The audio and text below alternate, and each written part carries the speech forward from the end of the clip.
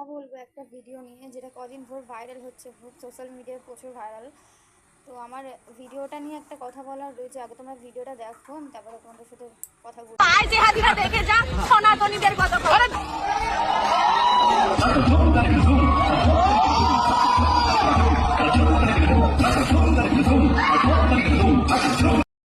দেখলে ভিডিওটা আমি গতকাল থেকে দেখছি, এইভাবে অনেকে এইগুলোকে নিয়ে ট্রোল করছে, এই ভিডিওটাকে নিয়ে আমাদের সনাতনী ধর্মকে নিয়ে ট্রোল করছে। তা আমি বলবো দোষটা তাদের নয়, দোষটা একদমই তাদের নয়। ভিডিওটা আমরা তাদেরকে সুযোগ করে দিয়েছি, যাতে সনাতনী ধর্ম নিয়ে কথা বলা যায়।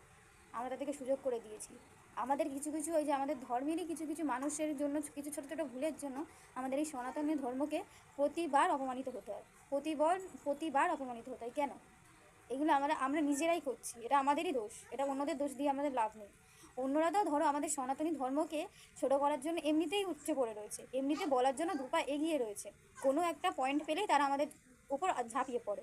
তো আমাদের কথা হচ্ছে, আমরা কেন তাদেরকে এই সুযোগটা করে দিচ্ছি? আর যেটা এই বিশেষ করে এখন যেটা করছে, এর মধ্যে কিছু বাঙালি লোক, মানে আমাদের সনাতনী ধর্মেরও অনেকে আছে, তারাও করছে। কেন করছেন এগুলো? আমরা আমাদের ধর্মকে আমরা নিজেরাই ছোটো করছি। দোষটা যদিও তাদের নয়, তাদেরকে আমরা সুযোগ করে দিয়েছি, তাই জন্য তারা পারছে এটা করতে। এই টপিকটা নিয়ে আমি ভাবছিলাম, কালকে থেকেই দেখছি কেউ কোনো কথা বলছে না। ওই জন্য বাধ্য হয়ে আমাকে কথাটা বলতে হচ্ছে যে সত্যিই তো আমরাই তো তাদেরকে সুযোগ করে দিচ্ছি এটা বলার। তারা ওই সনাতনী ধর্মটাকে নিয়ে যাতে হাস্যকর করে তুলছে, তারা করতে পারছে, কারণ আমরা সেই ভুলটা করেছি বলে। এই ছোটো ছোটো ভুলের জন্য প্রতিবার আমাদের এই সনাতনী ধর্মকে ছোট করতে হয়, অপমানিত হতে হয়। কেন?